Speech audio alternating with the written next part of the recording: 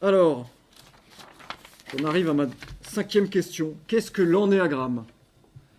Qui n'a jamais entendu parler de l'ennéagramme? Qui a déjà fait le stage? Quelques-uns.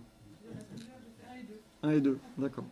Alors, je vais vous parler de l'ennéagramme parce que j'ai fait les stages de l'ennéagramme en 2013 et 2016. L'ennéagramme propose 9 personnalités. D'accord? Et je dois dire, pour avoir fait ce stage, que c'est fascinant. Je ne sais pas si ceux qui l'ont disent la même chose, c'est fascinant.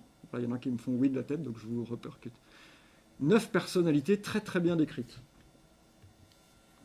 Alors il faut quand même être averti sur cette histoire-là. L'ennéagramme, c'est d'abord un sigle, le sigle que vous voyez là, avec une histoire qui est bien cachée par les adeptes de l'ennéagramme. Bon, je vais le dire directement, c'est la porte d'entrée dans la spiritualité du New Age, du Nouvel Âge. Donc c'est anti-chrétien. D'accord?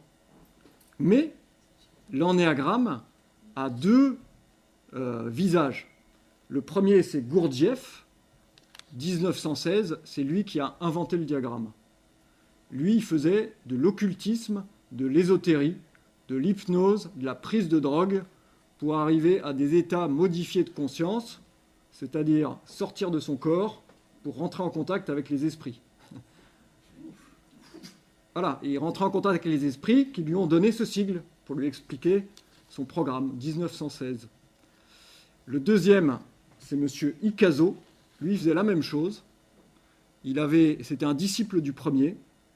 Et lui, il a eu, pendant 7 jours, une extase avec des esprits célestes, alors on ne sait pas qui c'est, qui lui ont expliqué que les 9 points de l'ennéagramme représentaient 9 types de personnalités. Et donc, à partir de là, il a transmis cet enseignement à un psychiatre, à un prêtre jésuite et à une psychologue.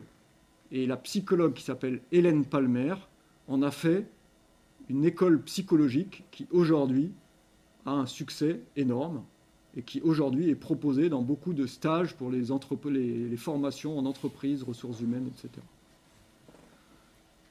D'accord? Donc, après, vous pourrez me poser des questions là-dessus, mais ce qu'il faut retenir, c'est qu'il y a Hélène Palmer, psychologue, elle ne fait pas d'ésotérisme, elle présente 9 types de personnalités, elle les décrit. Et elle transmet ce savoir qui est fascinant. Je l'ai fait, je vous dis, c'est fascinant. Et ensuite, derrière, si on creuse, il y a de l'occultisme. Voilà. Donc c'est pas très clair derrière. Il y a beaucoup de diocèses, de prêtres, d'évêques qui vont là-dedans, parce que c'est fascinant.